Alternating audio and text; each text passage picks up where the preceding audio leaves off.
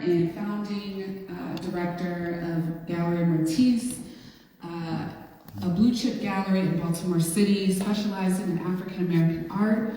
Bedolla possesses 30 years of experience as a curator, gallerist, and art consultant, and so much more. She provides professional curatorial services, lectures, and educational programming to corporate, civic, and arts organizations, such as this one.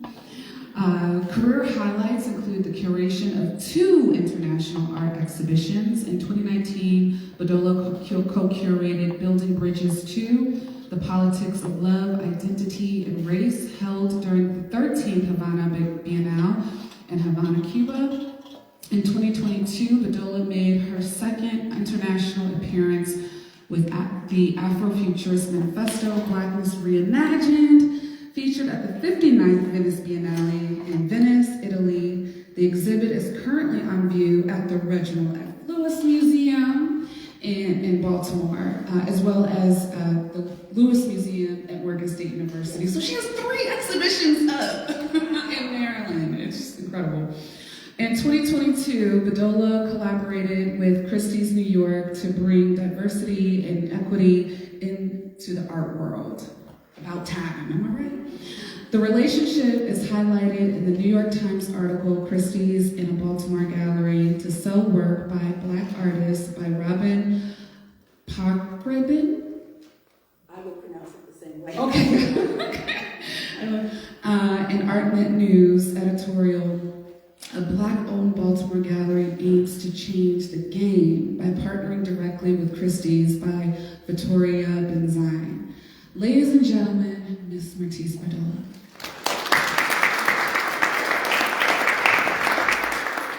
So we will begin. We have 4 categories.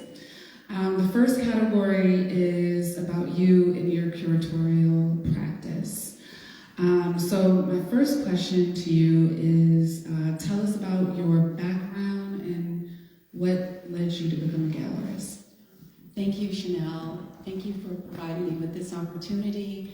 I'm sincerely grateful for this, providing this platform for the artists and their voices, and I'm also grateful to your staff because this was a labor of love. A lot of work, dedication, and time has gone into making this exhibition a success. So I thank you for that, and I know she will too.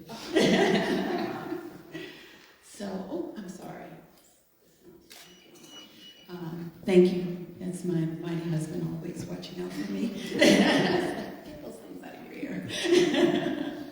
So, before I begin, I also want to say happy birthday to my oldest son, Oscar. Happy birthday, Nicole. So, what led me to begin my curatorial path? I think there are 2 things that have been instrumental in laying the foundation for where I am today. One, my father was an art collector, so I was surrounded by original works of art as a child, and I believe that that has really helped to shape my worldview, my existence, and understanding the importance of aesthetically what we live with, what kind of environments that we surround, visually what we surround ourselves with. And then secondly, I love to read, and that was instilled in me through my grandfather, who I spent the summers with, my grandparents, because both of my parents worked. And each night, he was a business owner. He had a cleaning business. He worked as a bookkeeper. Well, he prepared the books for a theater, which was one of his clients for his janitorial service. But because of when he was born and where he was born, his education, I think he may have had a 7th or 8th grade education, but mathematically he was a genius. And so when they discovered his abilities, they asked him to keep the books. So I remember these huge ledgers, just paper, and his sitting there and, doing their accounting for them, their bookkeeping for them. And so and he had many clients that during the summer I would go from one client business to the next and helped him clean. I probably made more of a mess than anything, but so that was very formative in my understanding of business ownership and entrepreneurship. So I knew that I wanted to be a business owner, but didn't know what path that would take me. And then I also want to say that I sit before you as a testament to God can build God can dream a bigger dream for you than you can dream for yourself.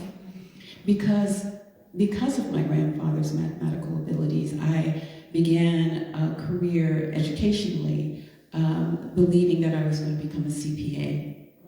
But that path was pivoted when a dear friend of mine, she and I have worked together on several cultural projects, and I was in corporate doing marketing, business stuff, and realized that through her associates, many of which were artists, she suggested that I use my writing abilities and marketing abilities to help them develop professional portfolios. So that was really my entree into the art world.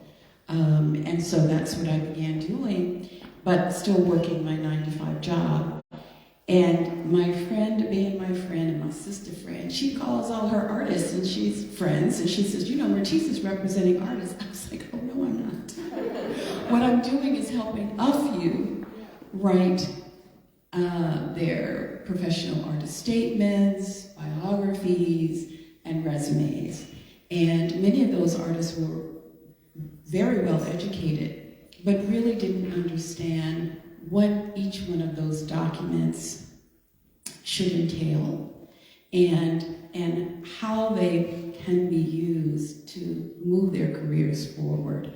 And then the last thing I did that really took that effort to another level was approach a gallery on behalf of an artist, proposed on his behalf that he'd be represented there in an exhibition, and he was accepted. So that, coupled with the writing and the professional portfolio development, that's where Creative Artisans was born in 1989, I believe. And so that business evolved to where we are now with Galerie Myrtis. That's incredible. I mean, so you have, you really do have all the components of a great gallerist, right? Like, you have that CPA background, you have that entrepreneurial spirit that you had since you were a child. When you were a little kid, you're like, I'm gonna own a business. Oh yeah, I used to stand outside my grandfather's house, and let me just add one thing, and don't lose your thought, because this is also, I think, important in showing you my mindset at a very young age. So I would take a milk carton, cut it in half. My grandfather, one of his clients was a candy store, and so he would buy for me the popcorn balls. I remember those so distinctly because around Easter they were always in the shape of rabbits, and other candies from the store. And he would set up a table in front of the house, his house, and I would take, the A carton became my cash register. So the flat part was where I put the dollar bills, and where the eggs were, held in a little cradle, that was where I kept the coins. And so, I was out there and waving at the cars and stopping the kids in the neighborhood, most of which were my relatives because it was Aurora, Illinois, and that's another story about family. And so that's where the bug and the seed was additionally planted. That's incredible. Oh my goodness. So I do have just one. What brought you to Baltimore to open this gallery in Baltimore City? I mean, in my mind, I'm like, oh my gosh, like, Maryland has so much great talent, especially Baltimore City. Was it strategic in that sense? Like, it needs to be in Baltimore? Yes, what happened is as Galerie Myrtis began to grow, I was first launched the gallery in Washington, D.C. on Capitol Hill. and realized while I had the marketing and business background, I needed education in terms of becoming a curator. And so I enrolled in Micah's curatorial program, EDS, Exhibition Design Seminar, and surprised that George Sissel, who's my professor, who tends to follow me around, he's not here today, but he's here at the other program. He has become my mentor and so instrumental in the development of as a curator and a business owner. And so it was the experience of being at Micah, realizing the tremendous talent that existed there. And I'm originally from Chicago, and I love the architecture in Baltimore because it reminds me so much of Chicago. So I told my husband, I would really like to live in Baltimore. And I also should add that the building that the gallery existed in DC was owned by a dear friend of ours, a patent attorney, 11,000 square foot Italian Renaissance building. It's 509th Street Southeast. And he invited me in, our friend Larry, to launch my gallery space. He'd been doing this for a long time as creative artisans. And he said, you need to launch your gallery now. I had begun to build a really strong stable of artists and a clientele base at that point. And so I did at his invitation, and he said, but this is my retirement, this building, so you got 2 years to figure something out.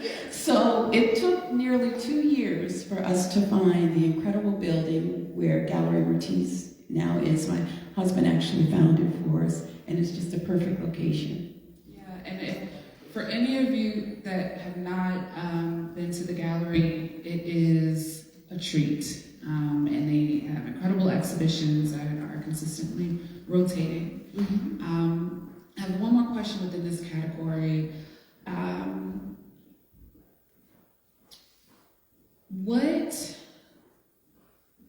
What sparks, I don't want to say the most, but I guess that is a question. What sparks the most joy in your work as a curator? Yes, I think it goes back to the reading, mm-hmm. because curation requires a lot of research, and it forces me to slow down and settle in with scholarship, and read and research as I'm looking to put the work, the theme into context, depending on what the exhibition is. And so that's where the greatest joy comes from. It's incredible. I mean, it's easy for a viewer to come in and see the glitz and the glam of the exhibition, but the hard work and the scholarship that's behind it to get it up is critical. Thank you. So, I'm so sorry. The next category is The Radical Voice of Blackness Speaks of Resistance and Joy, which is this exhibition. I love the title. What led you to come up with that particular title? Mm-hmm. So the title is rooted in the celebration of the historic Marylanders, the radical efforts of Harriet Tubman and Frederick Douglass, even Benjamin Banneker, who lived during a period where, and in some cases is still believed that, African Americans don't have the ability, the intellect to think, to create. And so that can be seen as a radical act as well, like knowledge, acquiring knowledge and education. And so it stems from that. The word radical means activism, sometimes extremism, uncompromising. So going up against those things that people and devices that people want to put into place to suppress you. So in curating this collection, one of the first radical things that I did was look to the museum's private holdings, permanent holdings, in order to put into context the contemporary expressions of radicalism, right? And so this narrative begins on the first floor exhibition space, looking at those historic individuals who gave of their lives for the rights, for our ability to even be here and to talk about them, looking at their legacies, because we are part of that. We are all a part of that. We have all benefited from their sacrifices in order to bring justice where there is injustice. So that is definitely a part of what I wanted people to experience in coming here. And I also wanted it to be juxtaposed against our joy. Because we don't just exist in the extreme efforts of having to fight against everything at all times, racism and discrimination. We also live with joy. And I wanted that to be expressed in this exhibition as well, so that people could see our humanity, how we exist when we're not protesting against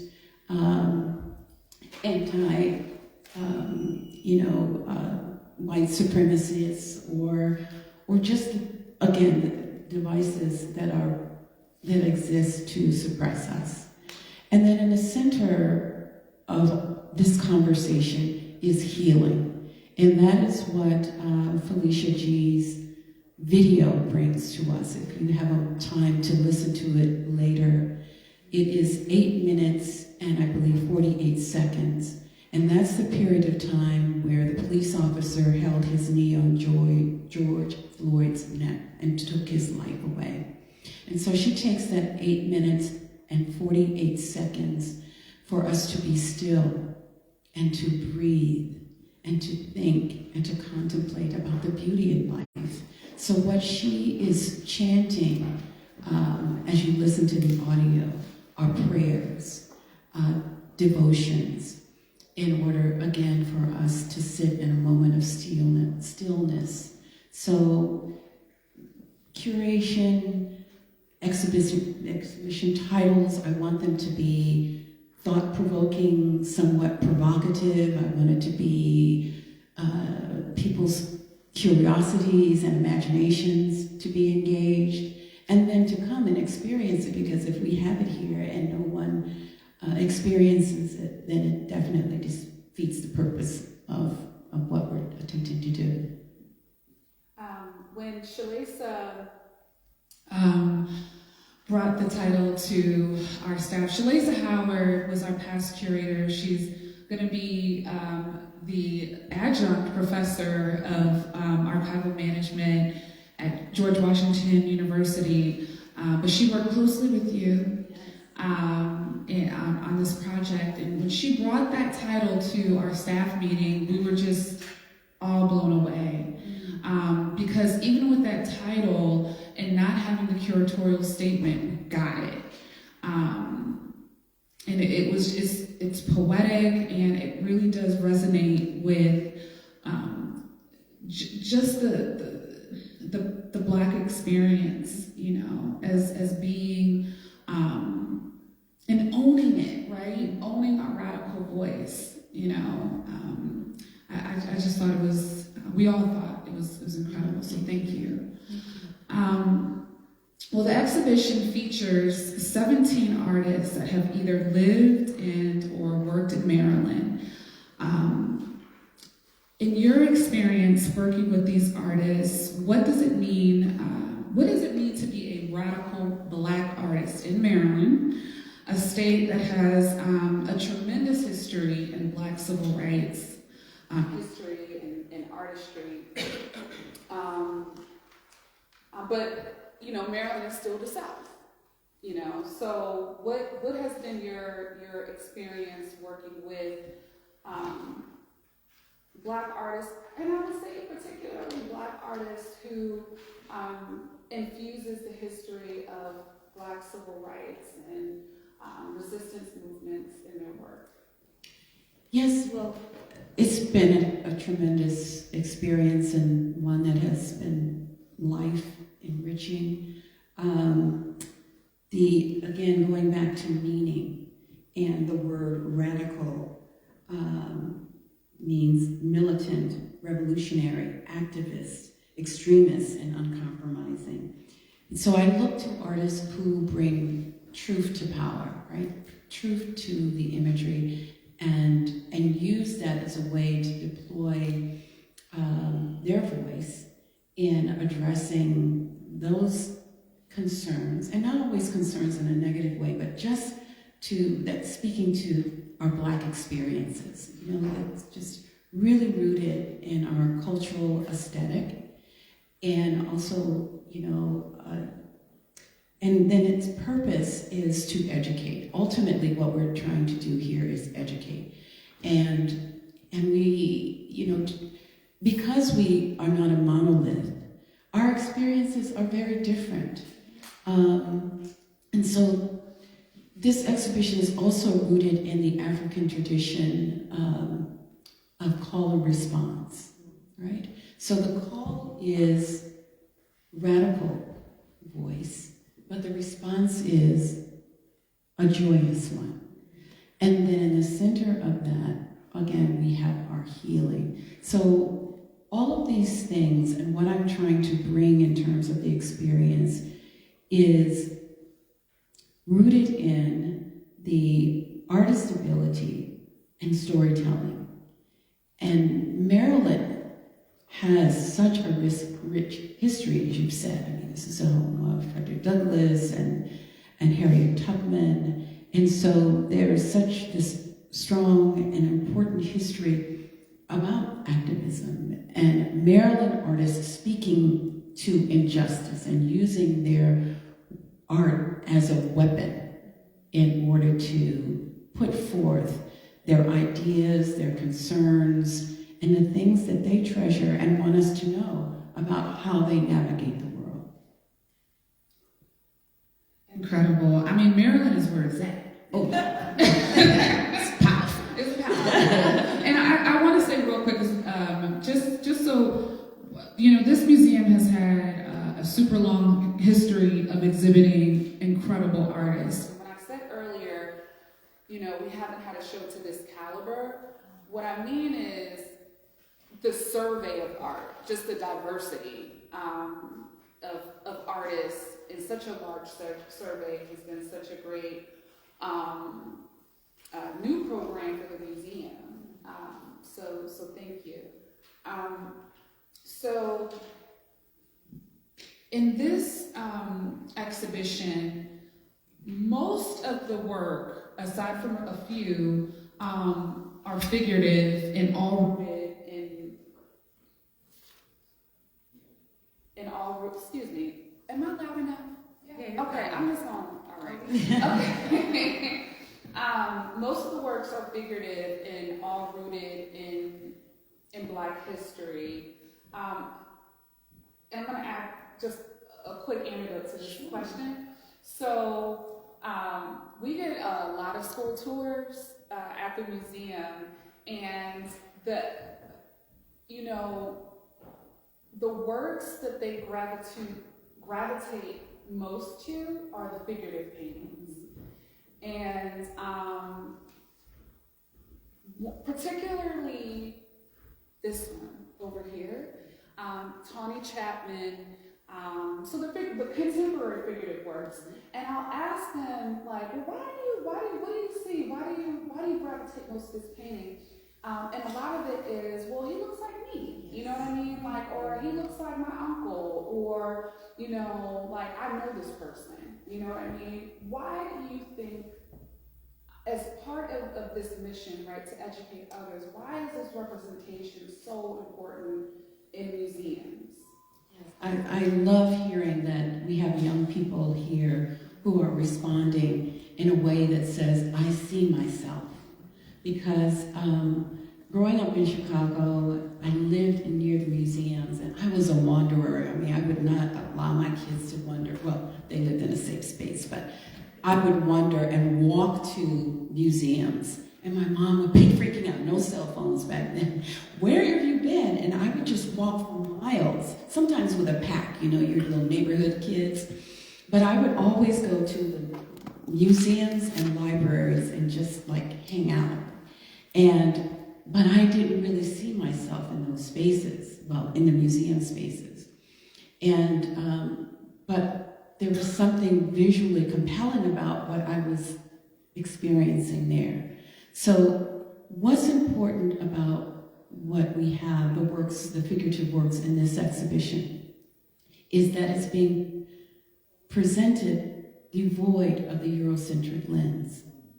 We're presenting imagery where Black artists have taken full autonomy over the representation of the Black body and presented it in a way that speaks to the Black experience. And for me, that is what is so compelling about what is being experienced here.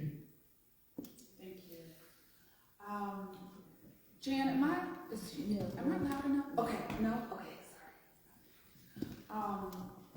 But I'm loud enough for the live stream? Okay. So, if we were to, you know, I love this museum, but if we were to like expand the walls, expand the space, money wasn't an option. What works, what histories or Black experiences would you like to expand on in this exhibition? I love that question. Okay.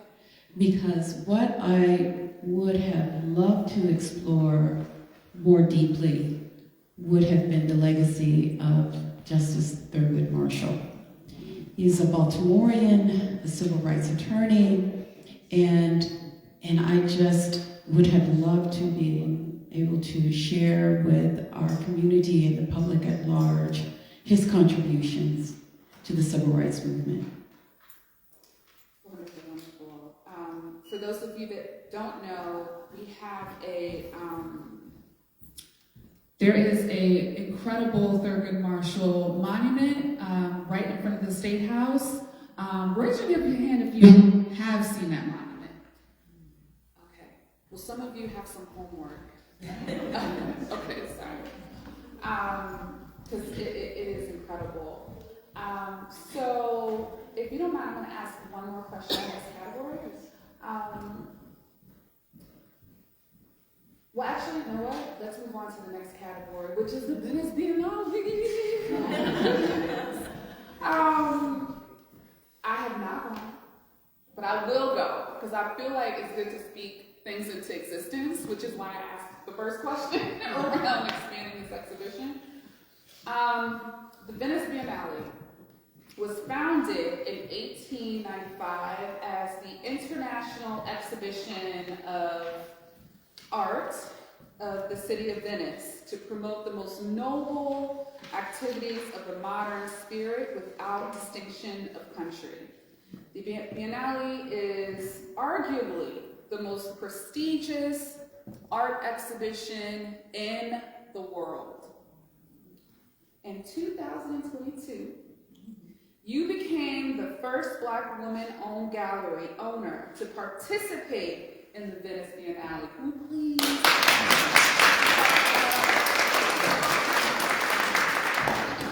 You exhibited artists such as Tawny Chapman, Larry Cook, his installation is upstairs, Monica Ikwebu, who are featured in the exhibition. So bringing Maryland, Black Maryland, to Venice. What was this experience like for you, and what was the reception like to these incredible artists and their work? So, of course, the experience was amazing, overwhelming at times, and again, you know, God sent. I just had always wished to participate, but didn't know how to make that happen. So sometimes you just need to be still and just manifest it in your life, and it will come. So it came by way of an email, because God is humorous. And so I first got really excited, and then I thought, oh my God, is this a scam? Because we get such crazy emails, like I was watched, but I won't go into it. So anyway, we become very skeptical. So once I investigated and realized that it was a legitimate invitation, which was extended by the European Cultural Center, Italy, I thought, all right, now I need to form a team, because knowing the Venice Biennale and its prestige, knowing that artists and museum curators and collectors from all over the world, it gets over 500,000 visitors per year. And understanding the impact that could have potentially on the artists' careers, on mine as a gallerist and a curator, I knew that the opportunity could not be taken lightly. So I am so fortunate to have mentors, Dr. Leslie King Hammond, Dr. Laurie Stokes-Sens, and then George Sissel, again, my former professor at MICA, and then a very good client and executive with the United Talent Agency, UTA, which is the UTA Artist Space in California, Arthur Lewis. So I formed an advisory committee. I went back to those corporate skills. I'm like, I need help.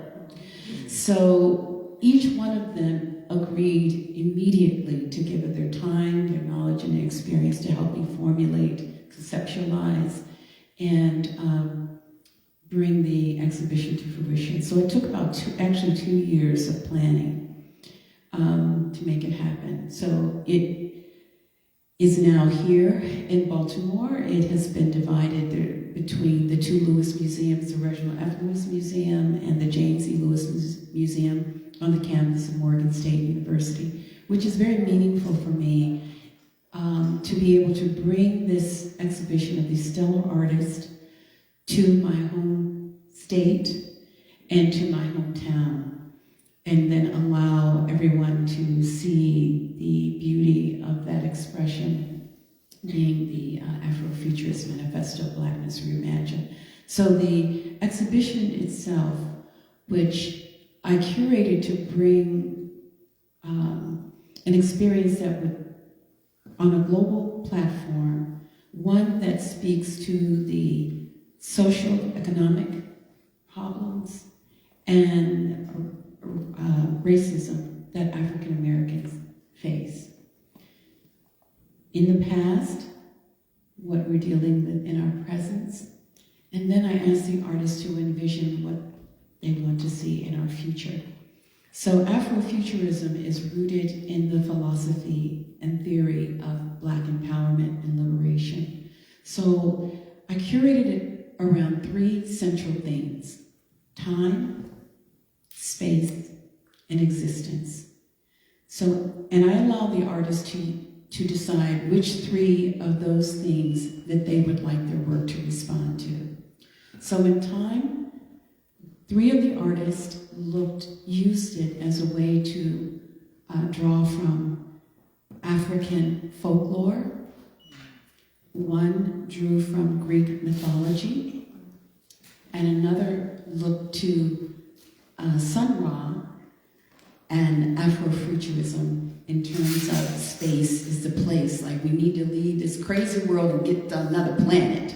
So that is how they interpreted time.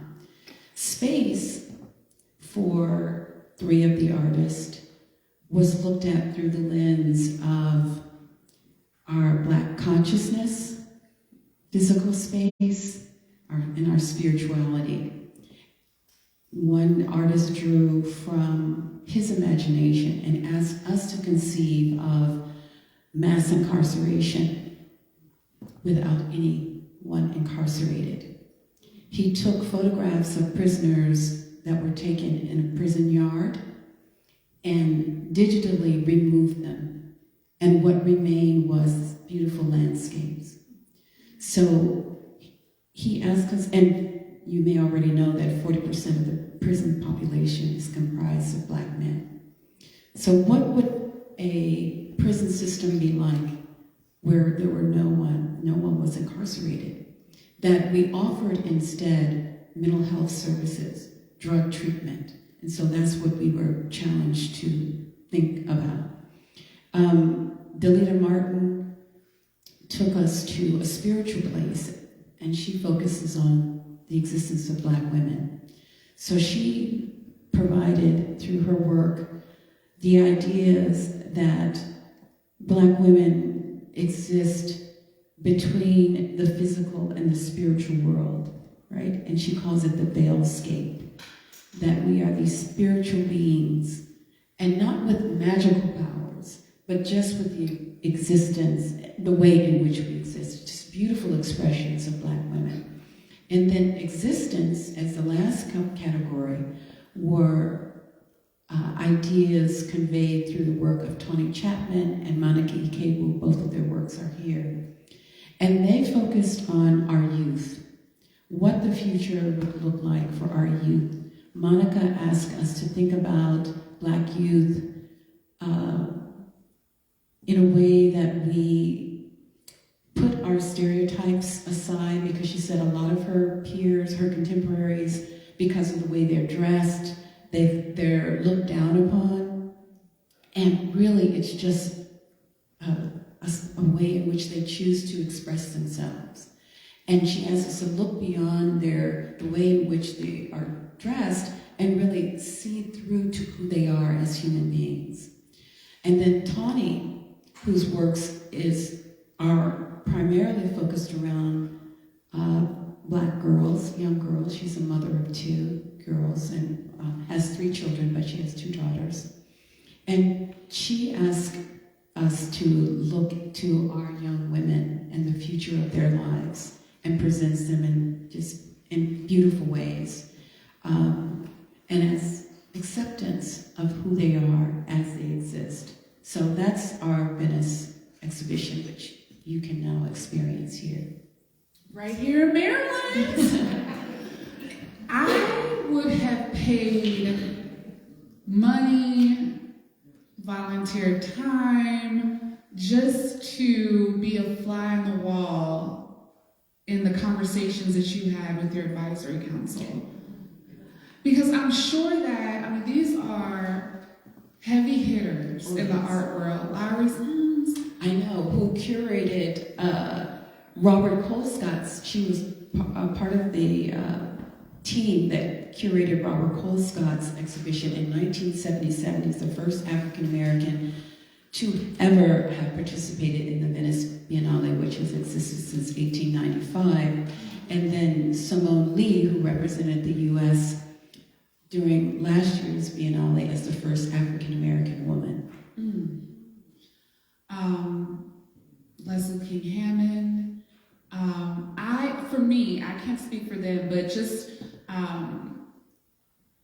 knowing, and actually you put it together, because when I saw Miss Hammond at a art event over the week, and I was like, oh my gosh, you know we're doing a discussion with Myrtis on Saturday, and she said, well, you know I was on the board to the Venice Biennale, and I was like, and I didn't really know, and I was so now, but she was beaming, like she was really excited, and I'm sure that these women, your mentors, were so excited just to lift you up. Oh my God, yes. And the fact that you made that, yes, it was a business-minded decision, like to have that advisory board, but to reach out to your mentors and to say, help, like let's build this, help me build this together.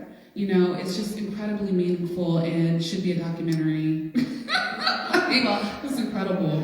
And the idea came through, the idea to focus on Afrofuturism was suggested by Leslie, Doc King, as I call her. And I have to say to you, and I was meaning to share this with you before, it was because they were so generous of their time. And that is the reason I accepted the invitation your invitation to curate here, because I really felt that this was an opportunity for me to pay it forward. I'm gonna do the same. Thank you. Black women in leadership. That is just such a gift. All right, so the next topic is the black art market. So from your experience raise your hand if you collect art, right? Raise your hand if you collect black art. All right, that's right. Okay. Well, and raise your hand if you have art on your walls by any artist. Yes. Okay. Okay. So we all collect art. Yes. Yeah. Well, this is a treat for all of you because you have a renowned gallerist that can share some wisdom on building your own art collection. So from your experience as a curator, how would you describe the state of today's black art market? Well, I've been around 30 plus years, and I've seen where there was times where I was struggling to sell a $250 work of art because the interest just wasn't fully there, I will say. You know, if it hadn't been for the clients and the artists who supported me 30 plus years ago, I wouldn't be having this conversation with you today. But I've seen black art become far more desirable, and I think there's many factors that have made that so. In most recent years, I know that the opening of the Smithsonian Museum of African American History and Culture has been key and instrumental in the rising interest in African American art. I also believe that the auction houses ideal in primary and secondary market work. So secondary market work is work that is being sold for the second time, maybe out of someone's private collection or when museums deassess. And so that's another part of the advisory services that I offer. And so because of that, I have to do research, evaluation in terms of, you know, someone brings me a work of art and says, well, what should I sell this for? So that keeps me going back to grandpa and, you know, digging down in those numbers and going through the process of the evaluation process. So, you know, I have definitely seen a rise in interest in artwork. Black art has just become more collectible. It's so interesting. I actually once represented Amy Sherrill, and she had dinner at my place last night. She just happens to be in town, and Kathy Bird is a good friend, and so we were this posse that used to run out years ago. But so I was sharing with Amy last night. I said I have a slide of your Michelle Obama painting in my presentation today. So something else that has increased in interest is museums collecting black art. And I think there has been sort of a social reckoning in institutions, and that they're trying to correct the historic wrong of their de facto system of racism and discrimination, and failing to fund exhibitions for black artist works to be hung on their walls. Certainly they have failed to acquire works to make them a part of their collections. And so there are many who are now putting forth efforts to create equity, diversity, and inclusion. And then there are others who are just basically giving lip service to it and not making a commitment at all. So, you know, these numbers here, this was a 2019 report that shows that while they're moving in that direction, still the work of African American artists is only like 1.2% in major institutions. That's crazy. So do you find that within these major institutions, there's like a trend to do Black-themed exhibitions, but when you look in their collections, you really just don't see that representation? Is that kind of like an unfortunate pattern? Yes, it is. But I'm always the optimist and remain hopeful. I do see where that is being dealt with in a very earnest way. And so, I think the other thing is about economics, right? And so something else that has impacted those decisions is seeing those lines outside of the Smithsonian Museum of African American History and Culture. While a lot of museums are really struggling for audience and to bring people through their doors, there also is an effort to recognize the expressions of Black art, the Black experience as now America's experience, and bring those images and artworks into the conversation and integrate that into the exhibitions that may not necessarily be solely about African American or Black experience, but you'll see a Rothko next to a Sam Gilliam because they're both abstract artists. That's awesome. What advice would you, I would say this, even as an artist, like starting my Black art collection journey, I was a little intimidated. I mean, for me, it was just like, okay, whatever I can afford, and I would just like trade art with my friends, or, but a lot of people are really intimidated when they start collecting. I mean, even you ask the question, well, who here hangs up art in the house? Like it's not. So how would you advise someone starting their art collection journey? And specifically, if you can talk about their Black art collection journey. So I've offered a few reasons here that many of my collectors, whether they're African American or not, because if I'm finding that clients who are not African American but want to acquire the works of Black artists, in most cases are doing so because they want a collection that reflects the world in which we live, and they want their children to grow up with a level of sensitivity towards the plight of others. And so here's some of the reasons why African Americans tend to collect. For self-identity, cultural pride and enrichment. They see it as a way of their participating in the cultural and historical preservation of who we are, because it's intellectually stimulating, and that stems from reading books about art and artists and perhaps even what inspires them, to contribute to the art ecosystem and supporting artists and galleries such as mine. And then for wealth building. I mean, going back again to dealing in the secondary market, and I can say it now because it's, the auction is taking place.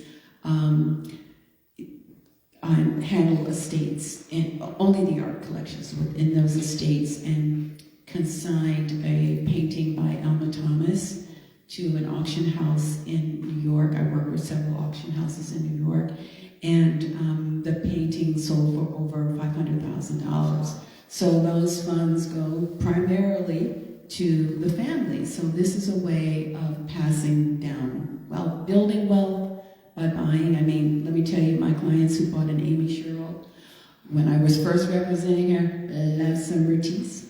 And today, because her work sells, for millions of dollars at auction, I don't know what it's selling for through the Galerie. But so considering that,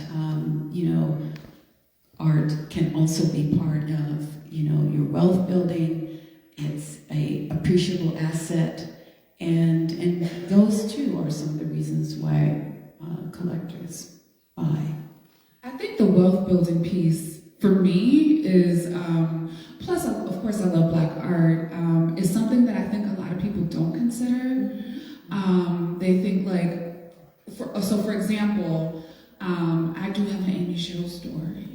Good. So when I was working at I was director of education at the Creative Alliance, and they had a group exhibition, and Amy Sherrill was an artist in residence at the time, and she had a drawing that I just loved. It was only like $800, but I was making like $50,000 a year. Like, you know, I couldn't afford it. And so when I was telling my friend about it a little while ago after the Michelle Obama painting was unveiled, she was like, girl, I would have sent you a few $100. So, like, you know, so I kicked myself. But yes, I think, you know, it is definitely an opportunity to one, beautify your home, of course, but to build wealth.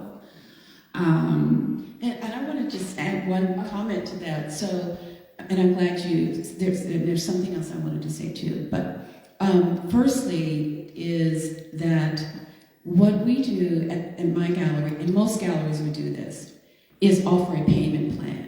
And I'm telling you, my wealthiest clients who pay for their artwork with those we love Charles Schwab, because they just buy with their dividend checks, right? So they're like, okay, Myrtis, I'll give you like X amount of dollars now, and then when I get that next dividend check, we'll pay this off, you know. So even my wealthiest clients who could buy without even a thought, they do a payment plan. So I say this to you as a way to, don't be intimidated, ask the gallery, put down the $50 and then pay it off if there's an artist whose works really speak to you and you're supporting that artist and that gallery in ways that will help to sustain them and they can build those artists' careers. And something else you said about exchanging the work of other artists, that is really important to know for artists who might be in the room. Some of the collections that I've handled of artists who have left us is that they traded works with their contemporaries. And so those collections tend to be really rich, and museums love when I call them, because the curators in various museums, we sell works to museums as well, because, you know, for African American artists especially, who were not written about, there's still some scholarship, but not a lot of scholarship. So artists tend to be in artist groups. I've discovered like notes from their meetings and such. And so for museum curators, they love that because it helps to reveal the history of that artist's career and the other artists who they were working with, whose works they may have been both inspired by. So it really reveals a lot about their careers, their careers. Gem dropping at the Banneker-Douglass Museum. Thank you. A lot to consider. Just I'm gonna take a minute to unpack that, but thank you for that. What advice would you? Let me just say this. I know an artist who, when they got the news that you were representing them, they were so over the moon. Like it is, and even with Megan Lewis's, when you began, I follow her on Instagram, and when she signed that contract, or when she became one of the artists that you represent, she was just over the moon, excited, happy, because it really does elevate the careers of so many artists. It's just such a great opportunity to be represented by such a established gallery, but also Black, woman-led gallery. It's incredible. It's a once-in-a-lifetime opportunity for many artists. So what advice would you give an artist who's looking to be represented by you? So first, we're not taking on anyone, because sometimes when I'm asked this question, and I get bombarded with, well, I'm here. So we're not taking on anyone right now. But what I look for and what I found in Megan's work and Tani and the other artists that I have the privilege of representing is a unique voice. And I'm looking for an artist's ability to tell a story. I'm looking for refinement in the execution of their art making. I want to see artists demonstrate their ability to tell a story around a central theme or through various materials, but they have to demonstrate that through 15 or 20 works. I have encountered artists who, one, are hobbyists. Oh, I created this piece like 10 years ago, and I think it's a masterpiece, and can you represent me? I'm like, no, because you're a hobbyist. You only create when, you have to demonstrate that this is a profession, right? And not something that you do on occasion. Because what I do is my profession, and I'm devoted to it and committed to it every day. So not to imply that you have to create a work every day or even, be about the effort every day, but it has to be your commitment. It can't be like a sometimey thing, because I'm not a sometimey kind of person. So that's part of the criteria. The artists that I work with, we are in partnership with one another. And it's crazy to me. I was interviewing a gentleman not too long ago, actually, who was referred to me by Amy. And just as a way of respecting the introduction that she made and giving some consideration to possibly bringing someone on. And he said a couple of things that were of concern to me. One, I said, well, what are your goals? And that's a really important question that I pose every artist before bringing them on. Because if they're not realistic, I know I can't sign you on. If you don't have any, I surely can't sign you on. Because I can't help you achieve what it is that will help build and sustain your career if you don't have any idea of what that is. So he just said, I want to be famous. And I was like, okay. The answer is no. And I didn't tell him no then, but I wrote a polite decline. Because fame is fleeting. You can be famous and you can be infamous. So, what if you don't become famous? Then what does that mean between the two of us and my relationship and my role as the gallerist? So I've heard that before, and as you might guess, none of those artists are on my roster. If he or any artist says, I'm compelled to create, I have sleepless nights because I need an outlet for what it is that, I have this impulse, I have ideas, I want to put my imagination and lay that down on this canvas or through this photograph, or conceptually I need to work through stuff, then I'm there.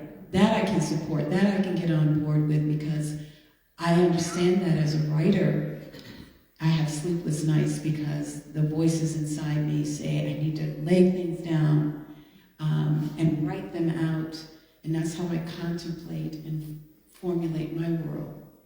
So those are some of the criteria for selecting artists that we represent. I really hope that I'm sure there's artists in the room today, but I hope that there are artists that are watching this online, because that is such a powerful gem. Fame is fleeting.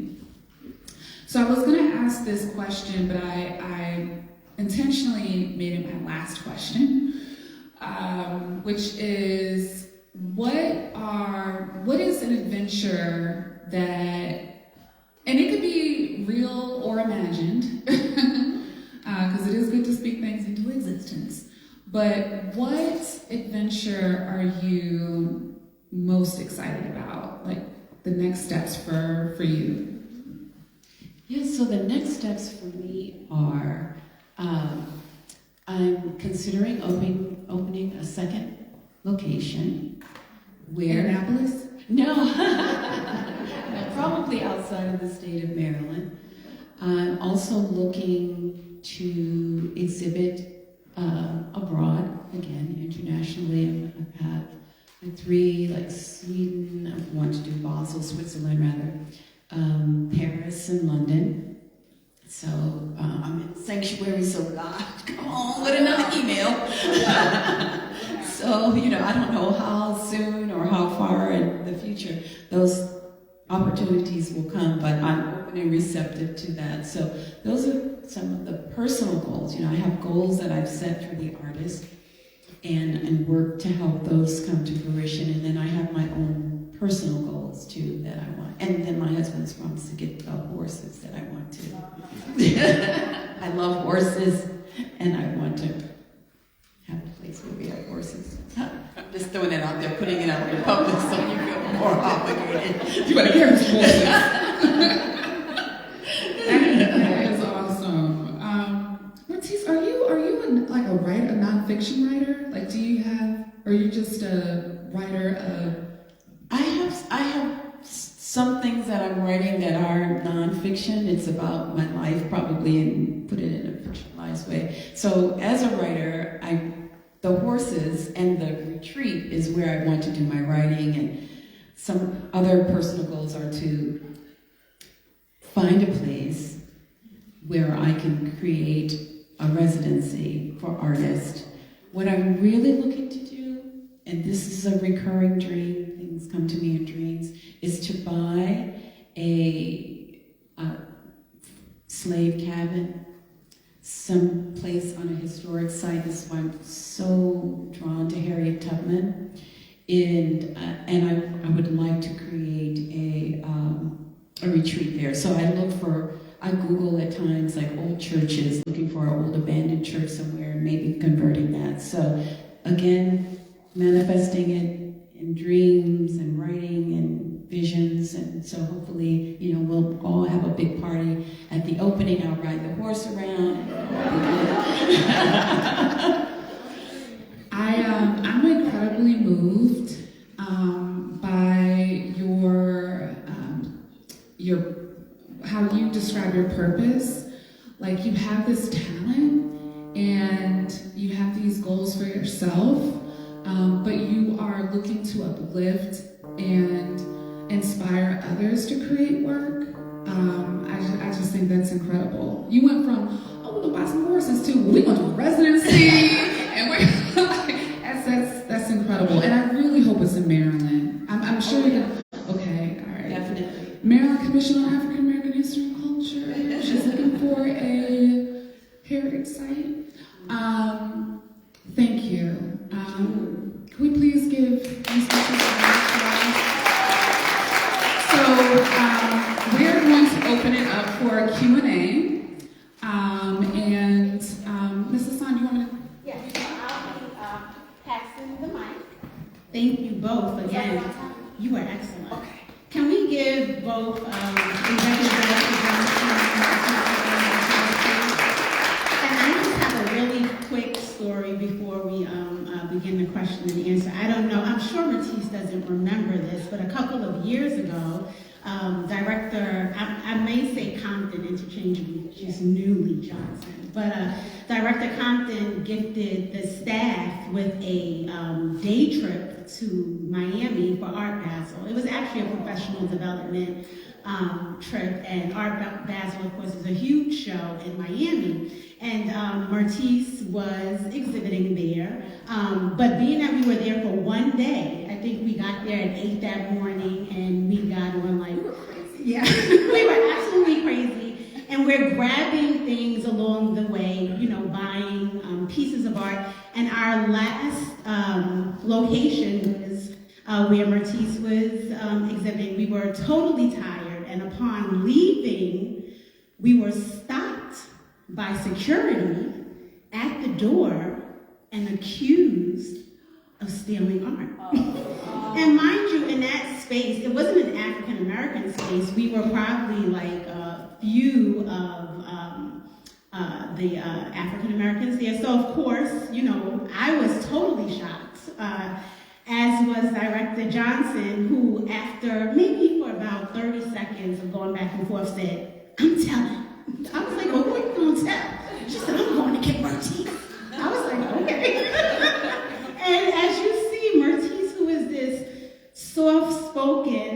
looking at the husband's like, oh boy. And I tell you, as angry as I was at those security guards for stopping us, was nothing compared to what Myrtis unleashed on them. I was like, uh-oh. But I mean, the manner in which she validated my existence in that moment and just made us feel safe, I will never ever forget that moment. So, but she is the real deal, extremely serious, and I wanted to personally thank you for that. So, yeah, we will now open the floor up to any questions. Good afternoon, all. My name is Wally Gill, and I have two questions. One is about the three exhibitions, and the other is a little personal. How many women are represented in the three exhibitions? And the personal question is, what was attractive about Maryland that brought you here? So in the Afrofuturist Manifesto exhibition, there are three women artists. Toni Chapman, Monica Ikegwu, and Delita Martin. What attracted me to Maryland is we're living in Silver Spring, again, prior to moving to Baltimore, and I fell in love with Baltimore because of the architecture that reminded me so much of Chicago. So that's how I came to be in this area. Thank you. Thank you. We're going to keep her here. I have a question for my wife. Oh, I love it. Arabian. We will get the horses at some point. But there's two things. You know, one's a comment, and Myrtis talked earlier about Thurgood Marshall. And do you remember, sweetie, when we were in New York? I forgot where we were, but we were sitting at his desk. Oh yes, it was the Urban League. They actually had his desk there, and we went into this room. It's a storage, and the lady just says casually, "You know that's Thurgood Marshall's desk." And we're looking at it, and you see all the little writings and carvings that he did in the desk and stuff. But that was very. It's I now still remember owned by that. the Smithsonian Museum of African American History and Culture, and I remember putting my head down on that desk and weeping. I could not believe That was so special. that I was sitting there. Yeah. Yeah. And then the other thing is, we have conversations a lot, but they're very intimate, so we can close them. But we had a conversation that didn't quite get closed a couple of weeks ago, and I knew Myrtis was thinking about it, and maybe she could share with the rest of you and me your thoughts on lingering.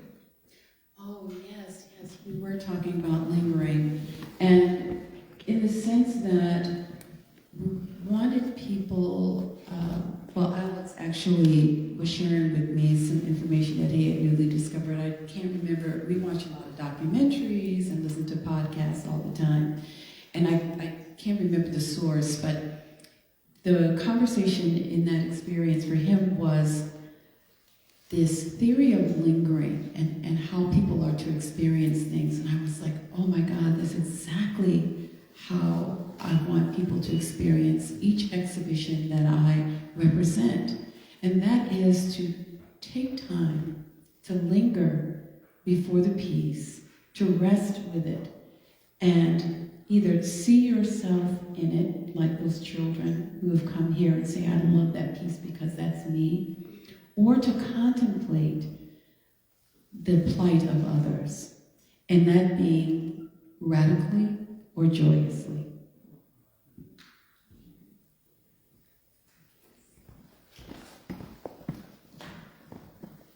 Hi, I'm Kathy Bird, friend of these two, and a podcaster and curator as well.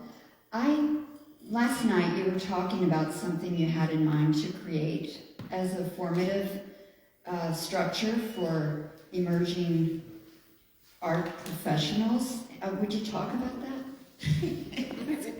your friends that put you on the spot. Everything's being revealed today. Horses, residency. Yes. So thank you, Kathy, for posing that question. So talking about vision and personal goals last night over a really dynamic conversation we had over dinner with my husband and Amy and Jeffrey Kent, another really well-known artist here in Maryland.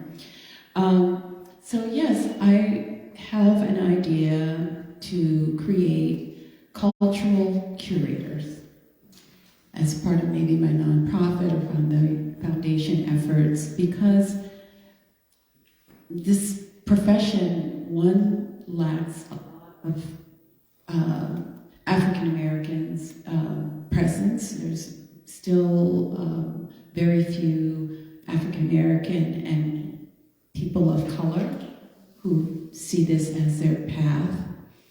And also it's very costly. Like we were talking about, my time at MICA, and that it's very cost prohibitive for many.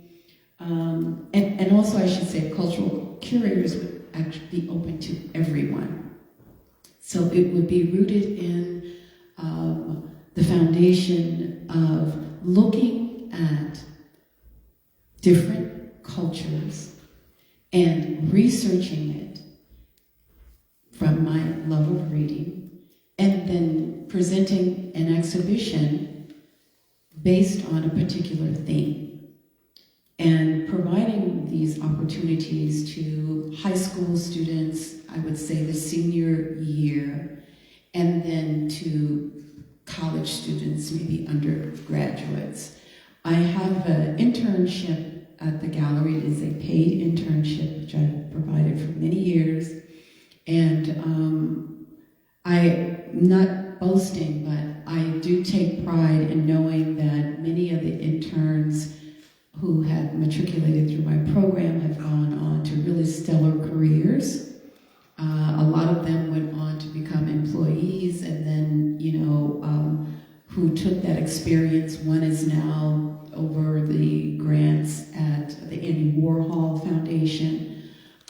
Others have gone on to positions at museums, and very proudly say that Galerie Myrtis was part of the education and the experience that they gave. I put them to work.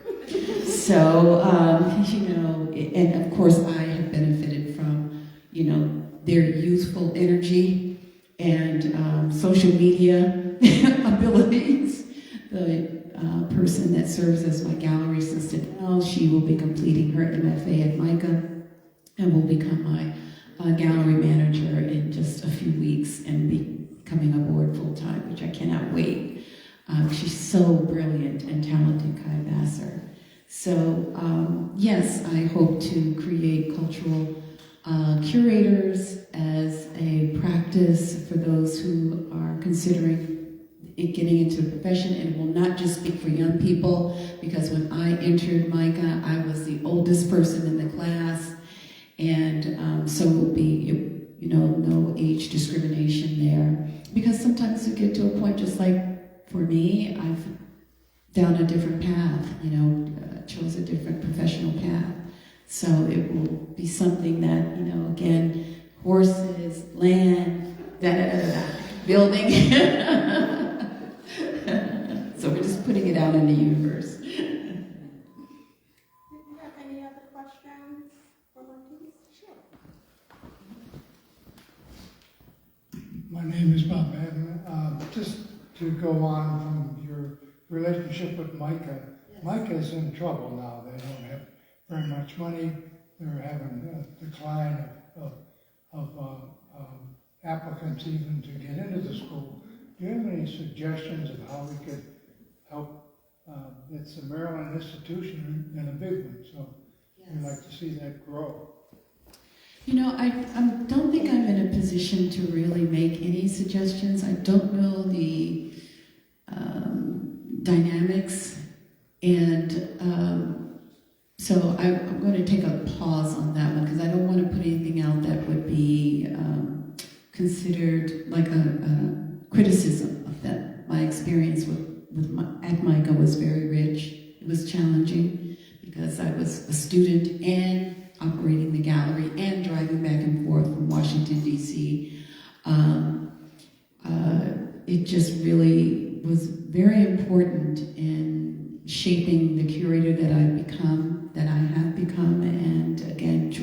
so it has been an absolute blessing to me and so very supportive. So if I were called to the table, I might go to my Chicago self and say, yeah, you need to correct some things up in here, but that's not the table I'm sitting at today. I'm sitting here.